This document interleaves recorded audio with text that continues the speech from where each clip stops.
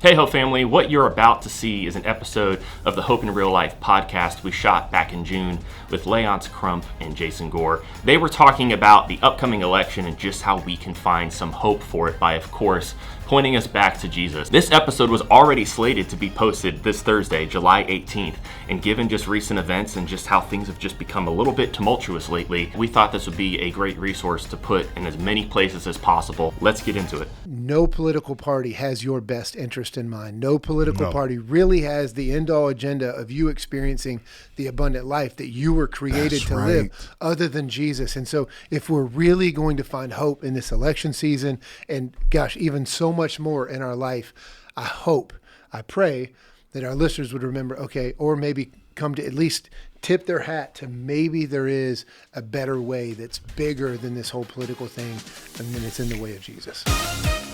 Welcome to the Hope in Real Life podcast with Jason Gore. Our team is passionate and committed to bringing you more hope in the everyday, real areas of your life. If this conversation and content is valuable for you, please do us a favor. Like, subscribe, and even share. You never know how valuable it could be to share a little bit of hope with someone else. Let's get the conversation started. We are here with our good friend, Brother Léonce Crump. Welcome to the show. What's up, my guy? We are here today to talk about something that, man, we're who knows when this is going to get dropped, but heading into a political season. This episode is somehow supposed to revolve around how in the world can we find hope in the midst of a political season that is undoubtedly going to leave many wanting more. And but before we jump in, Léonce, just in case there is someone who's listening for the first time, doesn't know anything about you, why don't you just tell us a little bit about yourself? Yeah, I'm Léonce Crump, pastor of Renovation Church, founded with my wife a few years back, former NFL player and wrestler. Yep. And I love walking through gardens, which has become a point of being bullied at this juncture in my life. This is an odd time to interrupt and drop in hey, if you're interested in walking through botanical gardens, you can check out season 1, episode whatever with Léonce. But yeah, go back in the archives. So that's who I am. I'm a gentle bull. Oh, my goodness. All right, so here we are. We're ready to talk about politics. Let's just jump right in. What is it that comes to your mind when you think the word politics? Now, division. Yeah. When I hear the word, the very first thing that comes to my mind these days is division, divide, divisive. Yeah. And it's really the way that the stage has been set for us to navigate the political world here in the U.S. Yeah. It's funny because at the end of the day, like if the root word of politics is polis, which in the Greek essentially means like, how do we live in a society? Yeah. You would think that the goal would be for everybody to work towards the best end all goal. Correct. And you just said divisiveness. Like you can't help but turn on the news and see like, it doesn't feel like it's a group of people trying to figure out what's best. It feels like politics is about, hey, there's side A and there's side B, and we're in a fight. That's right. That's exactly right. And the only way that we win is if my side wins. And there's very little conversation, actually, about what's best for the people overall. Well, the conversation has died. And anyone who believes that our political system is built for the best interests of the people that it's supposed to serve, unfortunately, is not paying attention. Now, there was a time, in fact, we were talking about this briefly before the show, there was a time in the late 70s, early 80s, where, and let's talk about Christians for a second, because that's ultimately at the root of the problem and the solution, if possible. But in any church in America in the late 70s and 80s, you could find an equal number of Democrats and Republicans in that church, 50-50, sitting next to each other, worshiping together, discipling each other, raising families with each other. And it was probably the last time where there was a sense of we're trying to get to the same place, but we just believe we go about it differently. You want to spend more conservatively. I want to spend more liberally. You want to focus on the macro geopolitical issues and economic issues. I want to focus on the micro issues and poor people. And so there was a sense where you are not my enemy. We just have different ideas. Right. And then over the last 30 to 40 years, there's been an evolution where now we can't have a different idea. If you think differently than me, if you see the same issue differently than me, well, you're my enemy. We don't just have different ideas.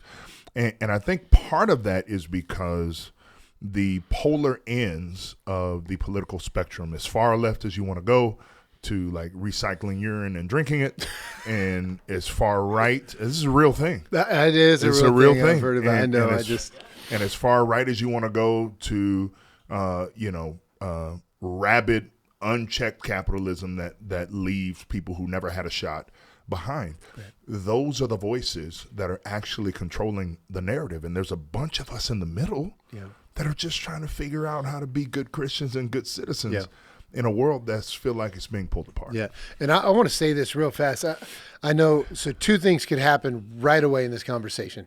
And Haley, who does a phenomenal job kind of helping oversee this project, she even said, hey, politics kind of isn't my thing. I don't even know if I would listen to this episode, but I know a lot. So number one, if that's you, I would say, stay tuned. I think there's going to be something here for you. The second thing I would say, I know we have a lot of listeners that maybe wouldn't even call themselves Christian.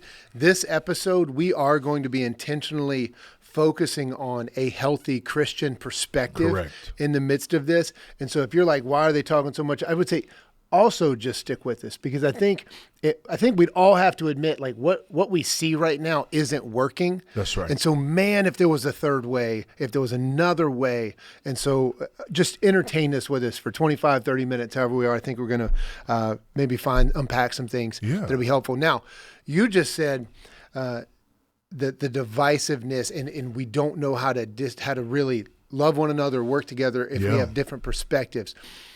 Just for a minute, though, I think it's worth recognizing in today's world, that's not just when it comes to politics. No, absolutely not.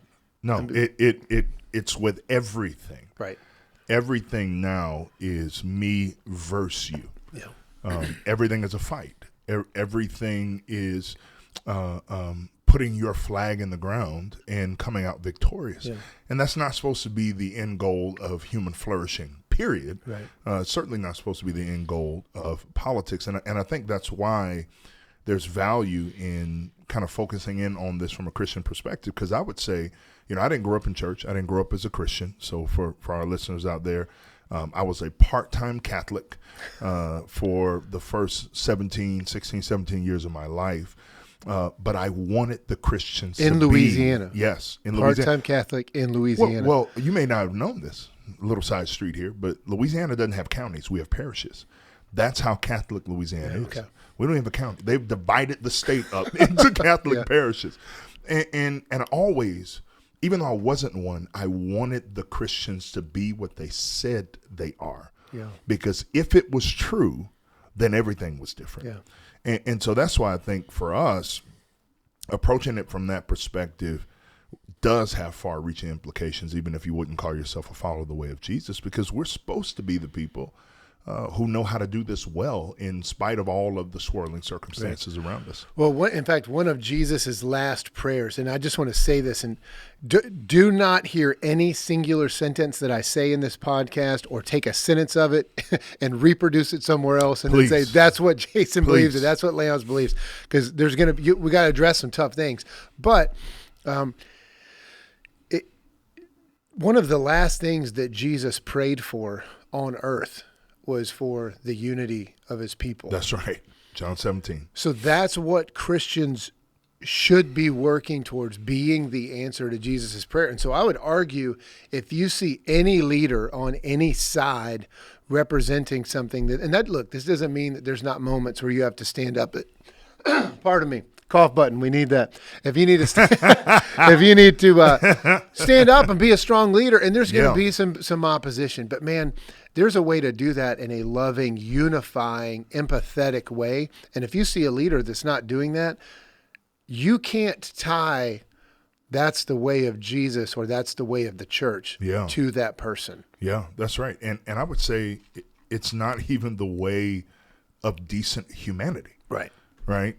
Because at the end of the day, Christian or not, we should want total flourishing for our society because we benefit from it too. Right. Let's just say it completely selfishly. Yeah. We all benefit when everything in society is flourishing. And right now it's very much a different story. Yeah, and gosh, I hate to keep going back to Scripture, but I mean, you see that in Deuteronomy. I mean, you see it all throughout Scripture. You see it in Jeremiah. Yep. If you're in this area where you don't want to be, he doesn't say grit your teeth until you can get out. He doesn't say overturn it. He says marry, have children, That's right. Plant houses. gardens, build houses, live your life in such a way that the city around you will prosper, because in its prosperity, you will find prosperity. That's exactly right. As the city goes, so do you. Yeah.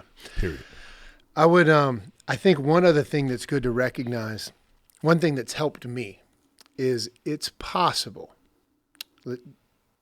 I would even say highly likely, but to at least allow ourselves to go to the place to where it's possible that the system, the political system that we are set up in, and again, I'm not anti-politics by any stretch. I think they serve a great purpose for our society. But I think just being open to the fact that our system could be set up to have us spending more energy fighting with one another than coming to a unifying place. Any thoughts on that?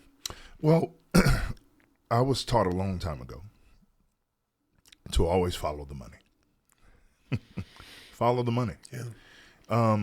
There's more money in medicine than healthy living. Yes. There's more money in doctor's bills than eating vegetables. Yeah. And there's more money in controversy than in cohesion. Period. And so, when you think about kind of the root idols of American society, it's mammon, right? And mammon being maybe not in the literal sense, but but being in the what Jesus meant when he said mammon, it was wealth and power and everything that it affords, right. And worshiping that. It's mammon and it's sex. And so when you look at these kind of root idols that govern so much of our movies, our media, the way we function, what's on magazine covers, the Met Gala. If you didn't see that, don't go watch it. We won't put a link to it here. We will not link to that. But the point I'm making is, controversy sells. Yeah. And makes money, and that's why we're reliving 2020 right now. Yeah. In this current political race, because it was salacious and unfortunately, if we're not energized by the way of Jesus, then we're going to be energized by those things, and in some small way or another. And so, yes, I believe that there are segments of our system that are set up for the flourishing of people. But I also believe, equally countermeasured to that, as you said, that the system is set up to keep us divided, because God forbid these poor folks that I used to pastor in Appalachia, in Sevierville, Tennessee, where I live down the street from Dolly Parton. That's another conversation for another time. A little different than Atlanta. Well, and I was going to say, not that much. God forbid these poor folks from Appalachia connect with these poor folks in the hood and realize that they are actually living the same narrative, and that they have been systematically and strategically over time separated to believe that their stories are very, very different. But I'm telling you, as a pastor who pastored in Appalachia and who pastored in urban Atlanta, I was facing the exact same issues, the exact same attitudes, the exact same struggles, the exact same challenges. God forbid those people get together, because they would literally be able to wrest the power from the powerful and reshape society. And so we got to keep those people separated. God forbid black folks and white folks get together in a church, right?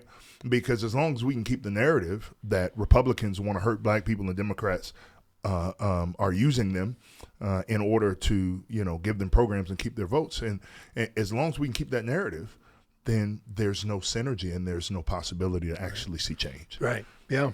So let's ask this question then. What is the Christian community's role when it comes to politics? Yeah.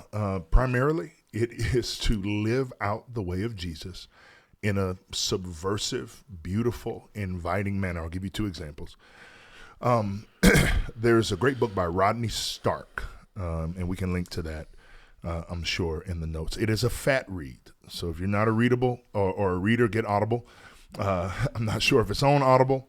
But there's one example he shares that has always struck me. And I've brought this primarily to my friends and family who lean right. I've brought this to them multiple times. What do you do when you can't count on the political power to facilitate the life you want to have, right? So the early Christians, it was Nero or Trajan. Like neither one of them were working. I mean, right. Nero lit his garden with Christians on fire. And so they're tough to get behind that. Tough to get behind that. You know, like, this is my platform. Right. I'm going to light you up.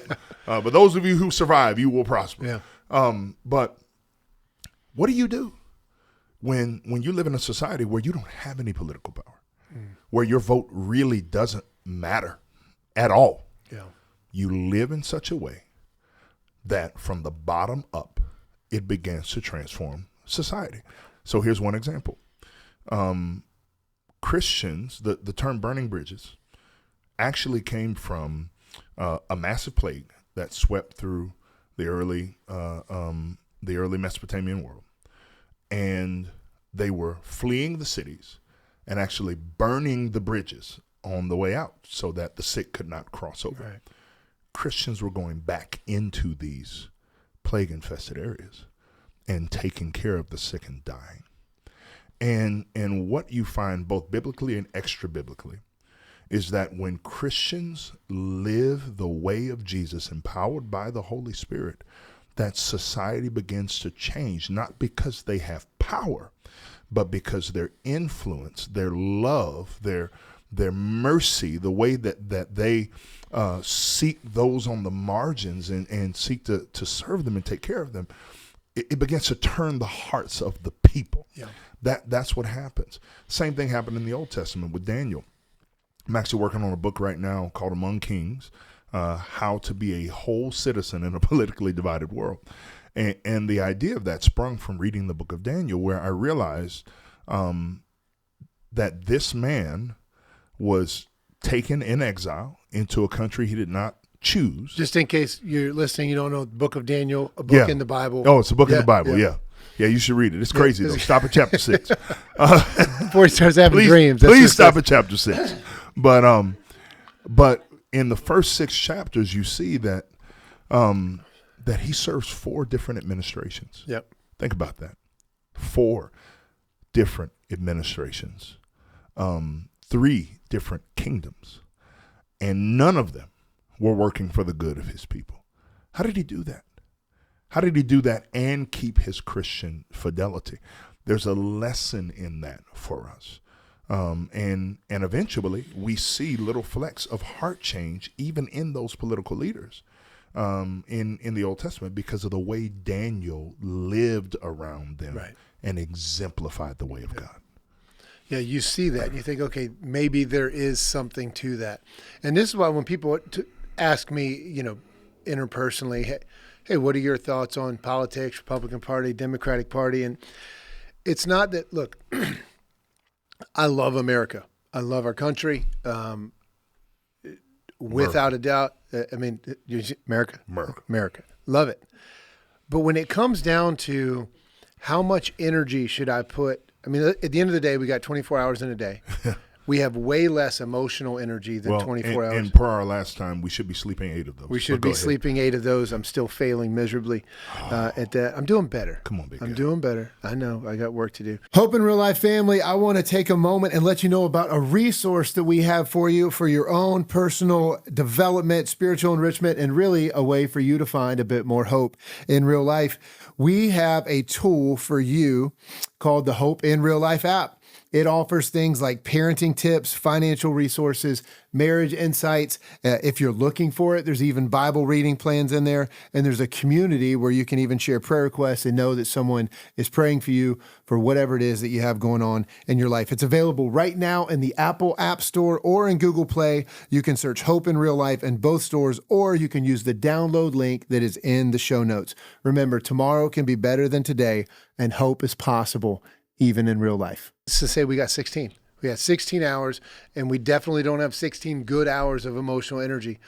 So do you want to, is it more beneficial for your community, for your state, for your country, for your church, for your city, for you to invest a large portion of that time investing in a system or hoping in a system that ultimately is not going to get it done, which every hour or minute that you put into driving that platform is minutes that you don't have to necessarily live out exactly what you just talked about.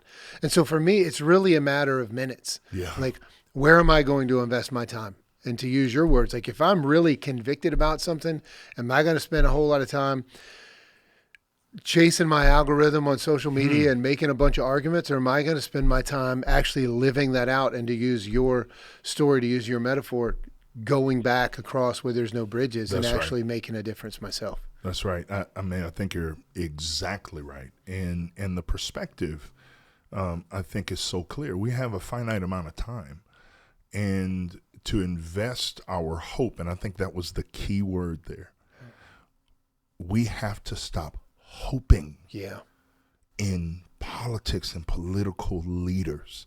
They come and they go. They rise and they fall. The Bible literally says, sorry for quoting the Bible so much today, guys. I am a preacher. You have to forgive me. The Bible literally says God raises up kings and he tears them down, right? And so every ruler, every leader we have ever had and ever will have is in a temporary assignment. Right. And so for us to throw our whole hope and our whole heart and all of our energy behind a temporary leader who will change over, if not in 4 years, in 8. And that leader will spend the next 4 to 8 years trying to undo everything that the leader did that came. Like, why would we throw ourselves at that when instead we can be living in such a way that people have to ask us for the hope that we have? Now, I'm not a proponent of total disengagement. That's not what I'm saying. Not at all. That's not what I'm saying at all. What I am saying is that as you engage, invest wisely with your time, and realize that your hope doesn't rise and fall. In November, we're going to have a president. We're going to have a new president, or we're going to have the same president. That changes nothing for how I live before then and how I will live after. I'm going to love Jesus. I'm going to serve my church. I'm going to love my family. I'm going to take care of my kids. I'm going to invest in human flourishing. I'm going to continue to give to compassion. I'm going to continue to try to make the world a better place, because at the end of the day, whoever is sitting in that seat, that does not determine how I live my life. And the day that it does, we kind of already lost the battle. Yeah. Let's hit on this, because I know there's some listeners out there that will say, oh, but it does, because it could actually change a law, or it could change how our tax dollars are spent. Cough button. I think it's worth recognizing, and I'm just going to go here for a minute. All right. And this is where somebody takes one sentence and blows something out of the way, but it's fine. We got to deal with it. To pretend like if you want to vote one way or the other, or you want to elevate one party over another, great. That's what the system's intact for. But to pretend like if you want to see one candidate move into office because you live and believe, which I do too, that abortion is murder. I think it's, and now look, I have friends and family that have had abortions. Same. And so much empathy for that. But that doesn't make it not what it is. It doesn't make it not what it is. But to pretend like if you vote just for that and that's what you stake your life in, to pretend like everything in that political party perfectly matches up. I'm not saying with your personal preferences, because it might. Perfectly with the way of Jesus. But does it perfectly match up with the way of Jesus? Come on. We got to be smarter than that. Or to say, no. I actually think I believe that the Democratic Party does a better job of caring for the poor, which is something that we're called to do through Scripture. That's which the it is. soundbite that they're going to take. Which it is. That's right. They're going to say, I'm going to get blown up. I'm going to get blown up. Jason Gore said he believes the Democratic Party does and a better so job. do what you may, take the whole thing in context.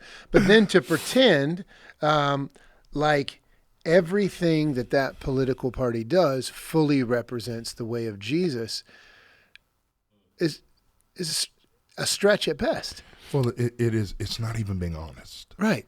That's the thing. It's not being honest. Yeah. And the hard part in many of these conversations for me, because we have such a diverse church, and so going back to COVID, I'll come right back. Look, I'm going to go soft here for a minute. Okay. Yeah. I'm not saying that everybody that's a Democrat is pro-abortion. I'm not saying that no one who's a Republican cares for the poor. That's not what I'm saying. And that's not going soft. That's true. Right. Because I know what are called blue dog Democrats that are anti-abortion. Yep. And I know Republicans that are deeply concerned for the poor and for our fiscal policies concerning them. Yep. So that's just right. And those are throwbacks from the 70s and 80s that we're talking about. But here's what's really interesting, though. How many of those are actually going to have an opportunity to run for president? Well, they're not. Well, they're not. Right. Can we come back to that? Yes. Can we put a pin in that and come back to that? I definitely want to come back to that. They're not. But what I was going to say is the challenge in this conversation that I've had many, many times, I'll go back to COVID, is when my right-leaning family and friends, and again, I'll go here. Like my in-laws are staunch Trump supporters, staunch election deniers, whole thing. Yeah. It was stolen. Like I don't care if he gets indicted. We're still voting for him. Like that's where they are, and I love them. And most of the time we can have decent dialogue. And I have friends who are staunch Democrats. All Republicans are evil, and they don't care about people. And yes, I hate abortion, but we've got these 17 other issues. And the struggle that I've had, going back again to COVID, is when the government mandated you have to wear masks if you're going to gather. My Republican friends stopped coming to our church. And my in-laws said, well, we're not going to do that. And I thought to myself, well, I thought we were supposed to obey the government. Like, y'all are like, well, the government said I can have my guns, and the government said, but now we're not. And then when the government stopped mandating masks, we pulled the mask. Right.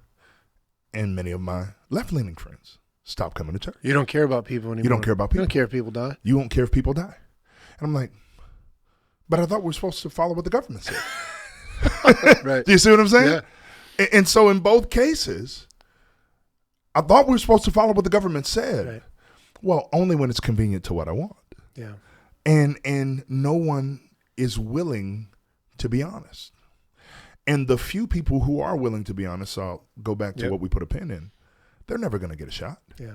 Because they don't represent the narrative that is being pitched. Right. In fact, most of you probably don't know this about me.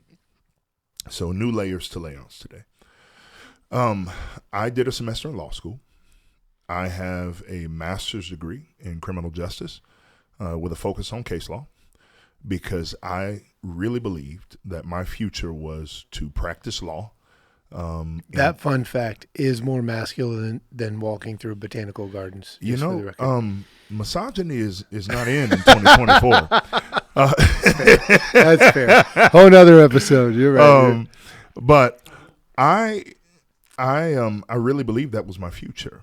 And so I went down that path. I thought I was going to practice law until I was 35. And this was my whole plan. So this tells you how crazy my brain is. From a child, I was going to practice law until I was 35. Then I was going to enter politics, and I was going to run for president at 45. And that is how I was going to change the world.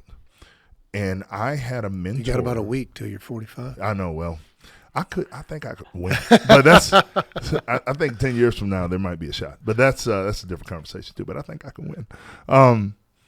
But I had a mentor of mine, and this is why I would never do it. He was in politics. And he said, Léonce, if you're going to go into this arena, you can compromise some of your values and maybe get something done. You can compromise all of your values. He's talking about my Christian values. Right. All of your values and definitely get something, though not everything, done. Or you can refuse to compromise and get nothing done. And that was a turning point for me because I realized that the system is actually no longer set up for ideas. It's set up for tribes. And if you disagree with parts of the tribe that you're a part of, well, then you have no voice and you have no influence and you have no authority. And so there's actually not room for people who are quote unquote blue dog Democrats to actually move the needle. Right. And there's not room for Republicans who are concerned about the way we spend our money on the military versus education to move the needle. In fact, last thing I'll say, I'll be your cough button. People forget this, but you have a solid memory, so I suspect you'll remember this. In 2008, when Barack Hussein Obama was running for president, Hillary Clinton eviscerated him. Do you remember why? She said he was not a real Democrat. He's not a real Democrat because Obama at that time was a church man. Yeah. And vocally pro-traditional marriage and vocally anti-abortion, running as a Democrat. And some magical confluence of things happened that allowed him to win that election. And I actually I have a buddy who's a 20-plus year political science professor. Here's what he said about Obama. He said Obama term one, he was a 1980s moderate Republican. In his fiscal spending, in his war policy, in how he handled terrorism. He said that was all very Republican of him. But what happened? Well, the world shifted. Okay.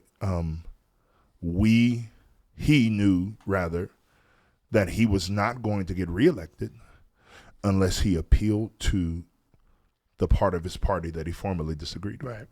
And so now all of a sudden, he's pro same-sex marriage. And all of a sudden, he's pro, and I'll use their language, women's reproductive rights. All of a sudden, he's shifted, he's compromised what were values so that he can stay in office. And in his mind, well, I know I'm compromising on these things, but it's so I can get these other things done. Yeah. And that's how the game is rigged, man. That's how it's played. And so I remind people all the time, you forget that Hillary Clinton destroyed him in debates, in articles, in interviews, and her whole platform was he's not a real Democrat. Right. Because this is what Democrats believe. Democrats believe in women's reproductive rights. Democrats believe that love is love and you can love anyone. And he doesn't believe those things, so he's not a real Democrat. And here's what's interesting, as if being a real Democrat or a real Republican is the end-all goal for us. Well, and that might be a part two.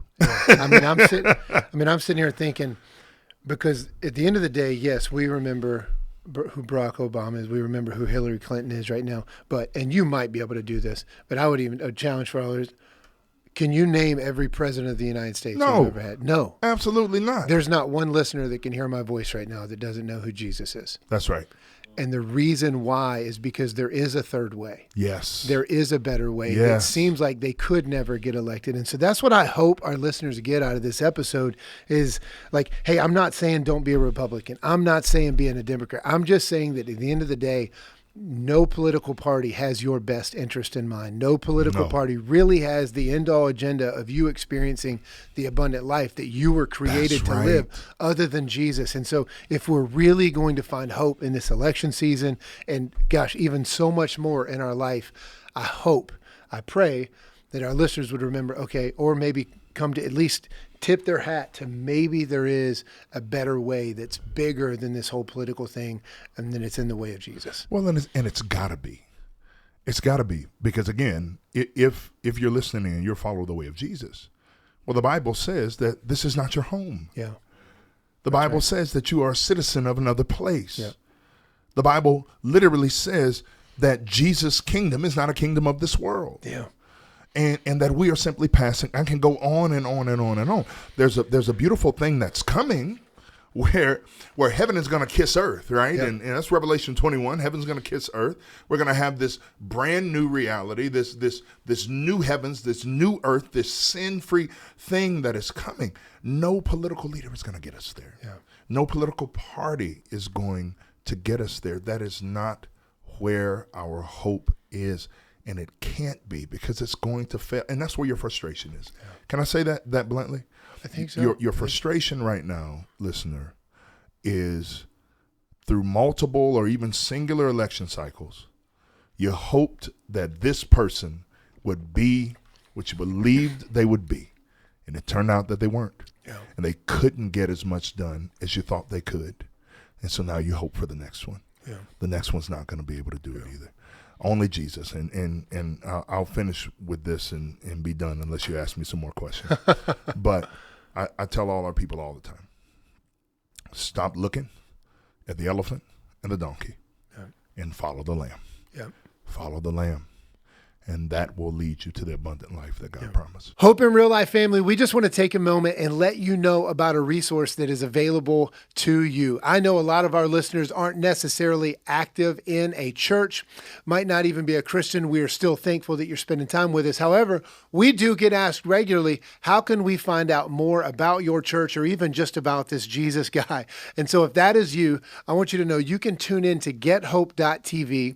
We have live services on Saturday, 4:15 p.m. and 6 p.m., or on Sunday at 9:30 a.m. or 11:15 a.m. Those are Eastern Standard Times. If you can't tune in during those times, we will drop our YouTube link as well as our podcast link down in the show notes. We would love to have you join in with us. Let's keep sharing some hope. My last question was, how can communities come together to foster hope during this election season? I think we'll end. We'll end with that. I want to be in all this. I want to be clear. We're not talking about. Neither one of us, I believe, would say so. Pull out of being engaged with politics at all.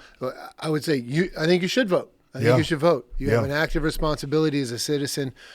But let's just recognize how it can shape us and actually pull back from our hope or lead us to putting our hope into the wrong thing. Yeah, and stop watching the 24-hour news cycle. There you go.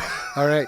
Tell me one more time. Next summer, you've got a book coming out. Yes. What's your working title? Among Kings. Among Kings. Subtitle, How to Be a Whole Citizen in a Politically Divided World.